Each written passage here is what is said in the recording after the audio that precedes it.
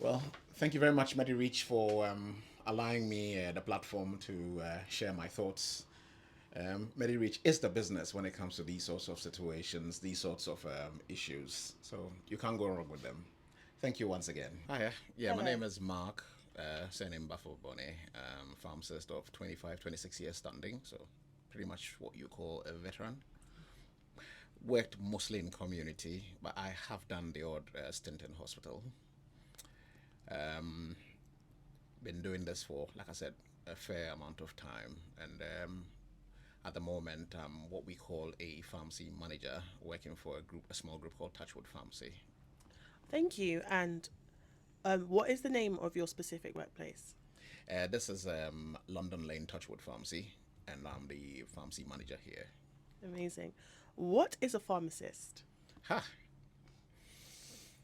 Actually, it might be a lot easier to describe what a pharmacist is not, but I'll try. We most things to most people. A pharmaceutical chemist, that's the full title. Basically, we do anything and everything to do with drugs, anything and everything to do with medication. And now we're branching out into what was probably uncharted territory by doing things to do with other specializations. So, for example, at the moment, I'm an anticoagulation pharmacist, so I deal with anticoagulation in the community. So people suffering with atrial fibrillation, pulmonary embolisms, venous thromboembolisms, which we call deep DVT, deep vein thrombosis. We deal with them, their management of their particular ailments with oral or injectable anticoagulation. So that's my specialty. But in general, I'd call myself a generalist pharmacist practitioner.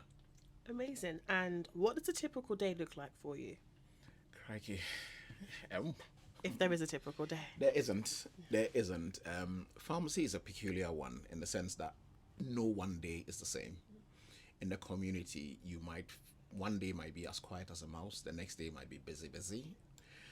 All the way from coming in the morning, setting up, uh, dispensing prescriptions, checking their clinical suitability, counseling patients on rational use of drugs, counter sales, all the way through to even liaising with prescribers in the hospital to discuss a particular clinical case. Um, we might even have interpretation of a foreign prescription. Sometimes we have that. We might even have somebody. Last time I had a prescription come through from Nigeria, Wow. which was a particularly Nigerian drug. They wanted to know the UK version of that. So you do a bit of research, find out the active ingredient, find out what it contains, find out its indication, advise the UK prescriber on what to actually write for the patient.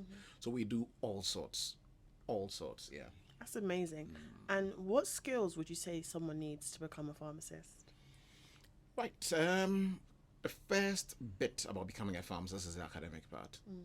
So you need to have a very, very good working knowledge of chemistry and biology. You also need to work hard because it's a master's level qualification.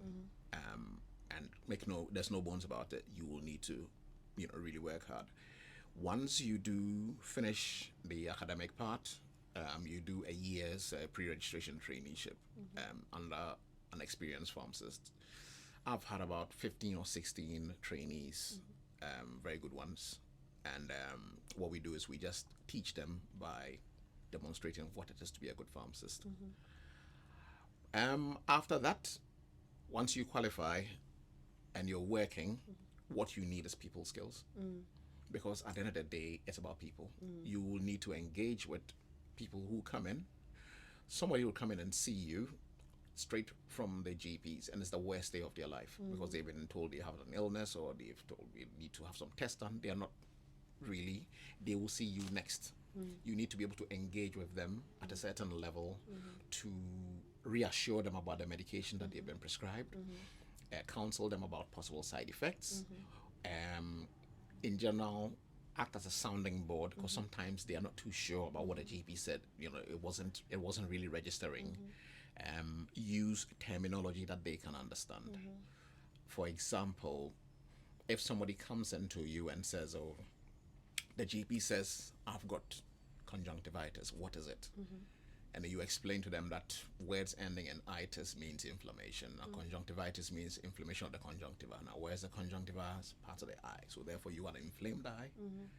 That registers better than, you know, a long sort of term. So you need to engage with people. I always say to all my students, it's about people, people skills. If you're good with people, you'll be a good pharmacist. If you're not good with people, don't bother. It is what it is. And what is your favorite part of being a pharmacist? I would say it still boils down to people, because what we do have is you'd get somebody come in and tell you, you know what, the other day I came in and spoke to you about A, B, or C. You said I should do X, Y, and Z. I did it and it resolved the problem. Or I came in and saw you with this. You advised me to seek a second opinion from my GP. I did so, and I was told that that little thing that I was not concerned about was actually a big thing. So I came to thank you. For me, that's it. And what is the hardest part of your job? Aside from people, as you said earlier. It's still people. Still people, yeah. The reason why it is the hardest part for me, and that was also the reason why I stopped working in hospital, is that sadly, you do tend to lose some patients. So for example, you might be here, you might be in work, and you see a prescription for what we call end-of-life treatment. Once you start noticing the morphines and the oxycodones and things like that, the injectables coming in, you know the patient's on a syringe driver, you know it's end of life, it hurts. Because all of a sudden, you know they're on their way out. And to lose somebody that you've known for years, somebody you've gotten close to, it hurts. Understandably. Could you please tell me a bit about who makes up your team?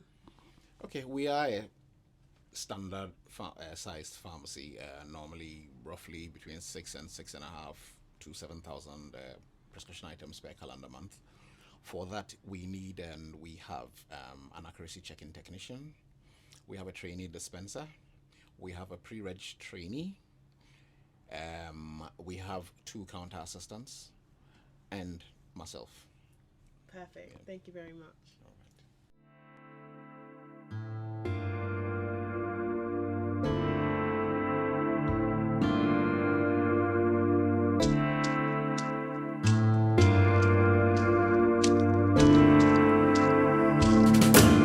Yeah. You might go into a bigger pharmacy and you have a bigger dispensary, but the layout would be more or less the same. Okay, so it's the same thing like a human being. Some are bigger, some are smaller, some are muscular, some have a 1-pack, whatever. But the generalized plumbing is usually the same. Yeah. So that's how a pharmacy would be. The heartbeat is a dispensary. The outside bit would be for counter bits and pieces of cough syrups, cough sweets, things like that, shampoos, etc. So you would find that would be on the outside. But the